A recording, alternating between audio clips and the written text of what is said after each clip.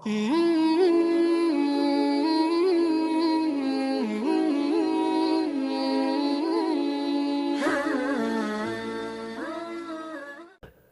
ابو ہریرہ رضی اللہ تعالیٰ عنہ بیان کرتے ہیں،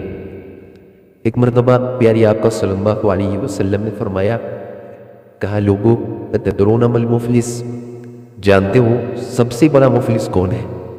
صحابہ کرام نے کہا اللہ کے رسول، المفلس فینا من لا درہم لہ ولا متاع، ہمارے نزدیک تو مفلس وہ ہے جس کے پاس نہ مال ہو، نہ دینار ہو، نہ درہم ہو، نہ ساز و سامان ہو۔ حضور نے فرمایا، نہیں لوگوں، ان المفلس من امتی یوم القیامتی، میری امت کا بڑا مفلس وہ ہے جو قیامت کے دن آئے گا، اور آئے گا کیسے؟ اس حال میں کہ بڑا نماز ہوگا، بڑا حاجی ہوگا، تہجد گزار ہوگا، بصلاۃ وصیام وزکوٰۃ،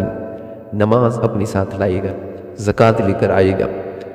روزہ لے کر آئے گا، صدقہ و خیرات لے کر آئے گا، نیکیوں کے پہاڑ ہوں گے، ادھر دیکھے گا نیکیاں، ادھر دیکھے گا نیکیاں، نیکیاں ہی نیکیاں نظر آ رہی، اپنی نیکیاں دیکھ کر خوش ہو رہا ہوگا۔ حضور پاک صلی اللہ علیہ وسلم فرماتے کہ نیکیاں تو اپنے ساتھ لائے گا، لیکن ایک ایسا جرم ہے جو وہ کر کے آئے گا،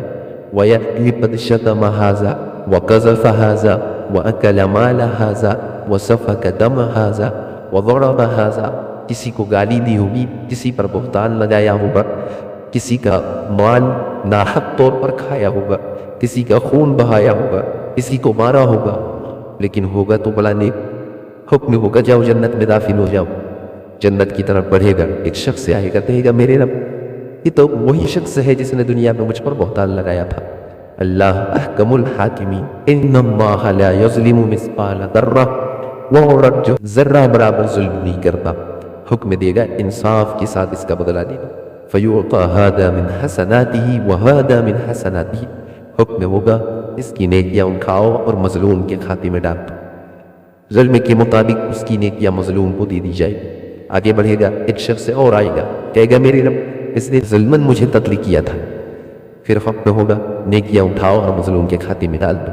تیسرا آئے گا، پھر چوتھا، پانچواں، چھٹا، پھر وہ سارے مظلوم آئیں گے جن جن پر اس نے ظلم کیا تھا، سب آئیں گے، اپنا حصہ لیں گے اور سب کے ظلم کا بدلہ نیکیوں کی صورت میں دیا جائے گا، یہاں تک کہ وہ صاحب جنت جو جنت میں جا رہا تھا اس کی ساری نیکیاں اور ختم ہو جائیں گی۔ حضور فرماتے ہیں فَإِن فَنِيَتْ حَسَنَاتُهُ قَبْلَ أَن يُقْوَمَ عَلَيْهِ، جب نیکیاں ساری ختم ہو جائیں گی قبل اس کی کہ اس کی بدلے جو ہے پورے کیے جائے، اب بھی مظلوم اپنا حق لینے کے لیے باقی ہوئی ہیں۔ وَخِذَ مِنْ خَطَايَاهُمْ فَطُرِحَتْ عَلَيْهِ، آپ صلی اللہ علیہ وسلم فرماتے ہیں مظلوم کے گناہوں کو لے کر اس صاحب جنت کے کھاتے میں ڈال دیا جائے گا جو پہلے خود کو جنتی محسوس کر رہا تھا۔ اب نتیجہ یہ ہوگا دیکھتے ہی دیکھتے اس کی ساری نیکیاں گناہوں میں بدل جائیں گی۔ اب نگاہ اٹھائے گا، جدھر دیکھے گا گناہ ہی گناہ ہے،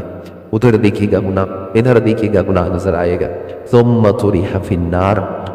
حضور پاک صلی اللہ علیہ وسلم فرماتے ہیں اب آخری نتیجہ یہ ہوگا اسے گھسیٹ کر جہنم میں پھینک دیا جائے۔ حدیث نبوی صلی اللہ علیہ وسلم سے ہمیں بعض نکات کا پتہ چلتا ہے۔ پہلا نکتہ، حدیث رسول صلی اللہ علیہ وسلم میں دو طرح کے مفلس کے بارے میں بتلایا گیا،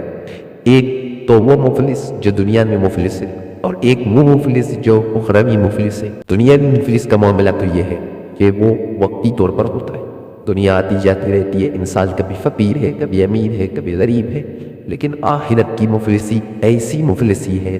جس کے بعد پھر کبھی بے نیازی نہیں، جو ایک بار وہاں مفلس ہو گیا ہمیشہ کے لیے ہو گیا۔ حقیقی مفلسی یہ نہیں تو اور کیا ہے؟ دوسرا نقطہ جو حدیث نبوی صلی اللہ علیہ وسلم سے ہمیں ملتا ہے کہ سب سے